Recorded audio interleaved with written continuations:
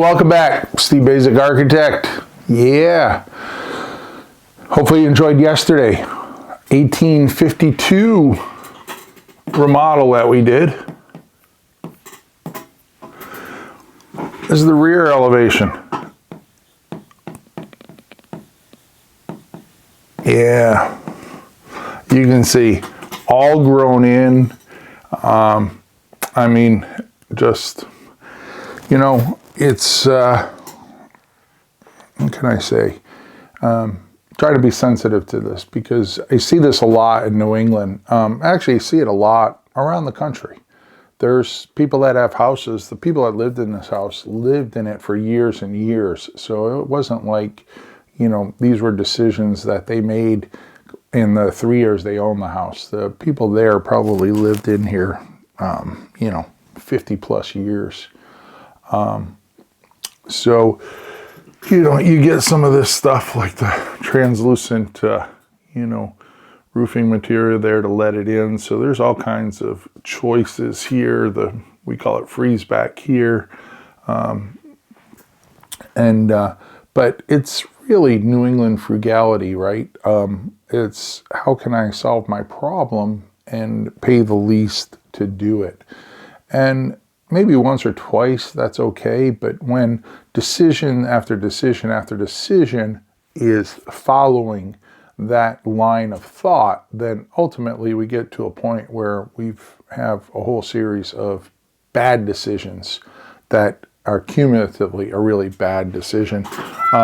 You know, letting the yard go, you can see this was a door down to the basement. The door in the house was actually off to the side. This was, you know, sinking a little, had a bad old fireplace there that someone added that had a wood stove in the room on the inside there. And then you can just see by putting this roof on and no gutter, you were getting splashed back onto the wall.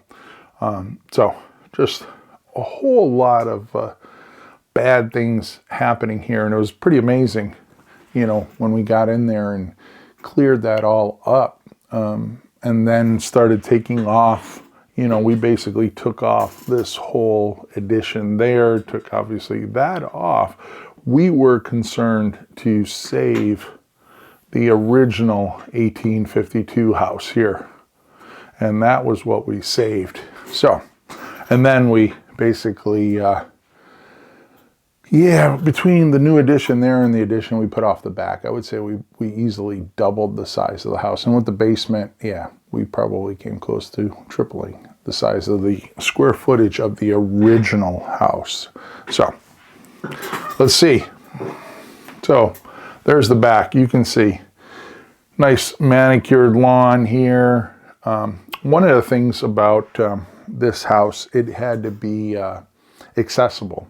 There was a gentleman in a wheelchair that would frequent this house. And so you can see here, we have that landscape ramp or accessible ramp there built into the landscape. We actually did some pretty cool detailing in there. You know, at the time for me, it was pretty cool. It actually, the foundation had a shelf, so we could put the floor in and then the subfloor over the top. But what that meant was that the grade was at a very tight distance here. You can see where the floor to the grade, it was probably around 13 inches or so, 14, not the standard like 25, 26. So we pretty much about cut it in half by dropping the foundation or dropping the floor frame inside that foundation.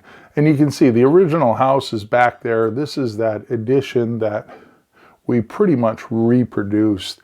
We changed the activity inside and the floor plan a little. We can shoot a video on the floor plans, but the big thing was, pulling this out and getting the family room down there and then the owner's suite up there.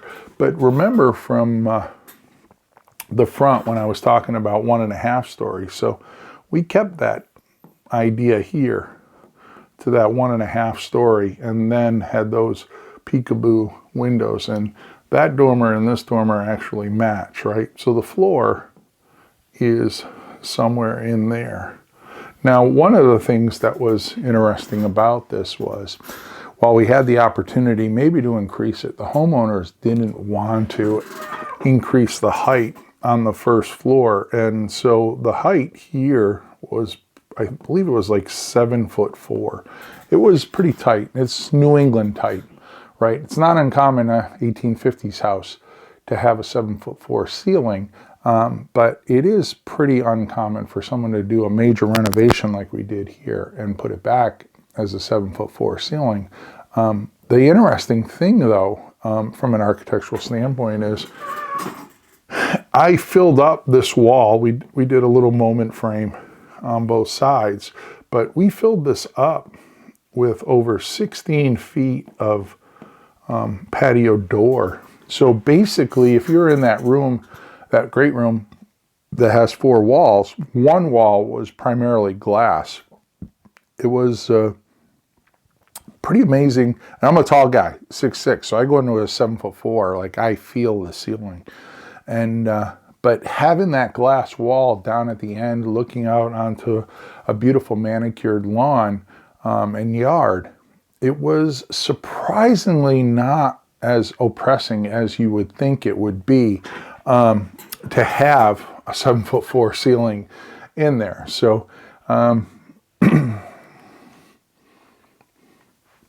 this is just another shot of the backyard.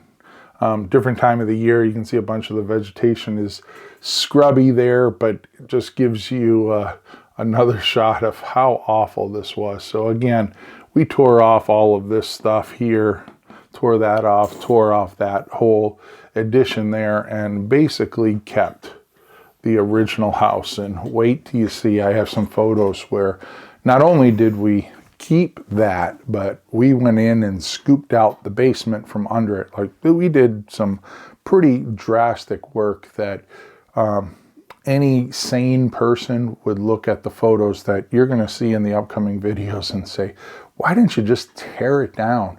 And, you know, the homeowner here and the Historic Commission, you know, their heart is in, you can't just take a 170-year-old house and tear it down, right? You can't do that. So, so we didn't.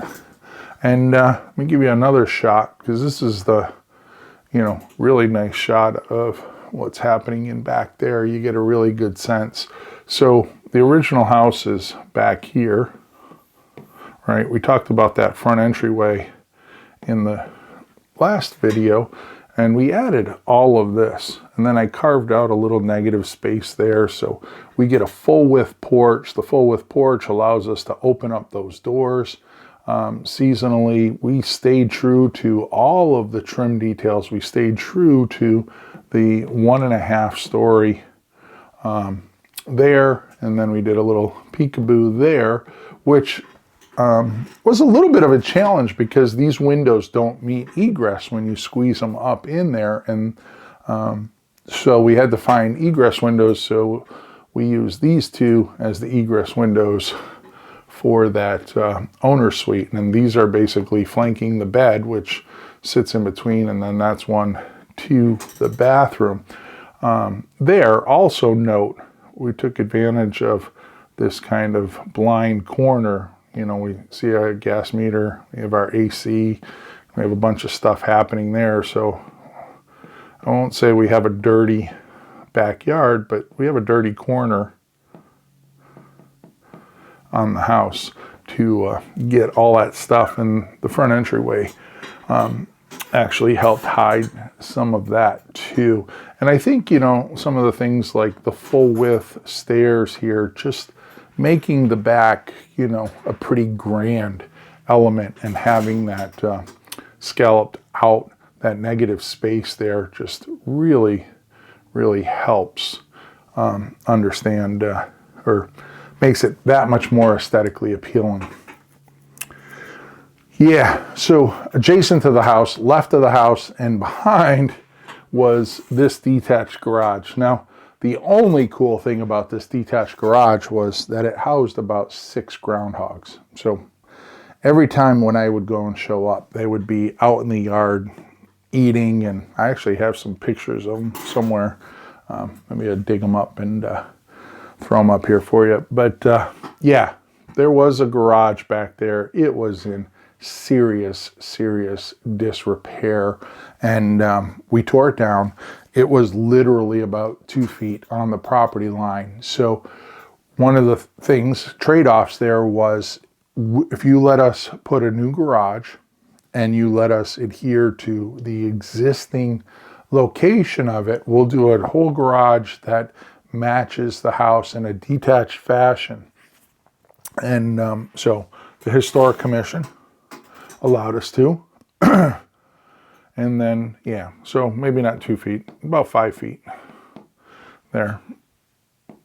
But it was very close. I think we moved it over. It was 2 feet, and we moved it over to the 5 feet, and they let us do that. Now, it's only a single car, but it's a single car by choice. And I say that if you notice how the foundation drops down. And it drops down just around the size of a garage door.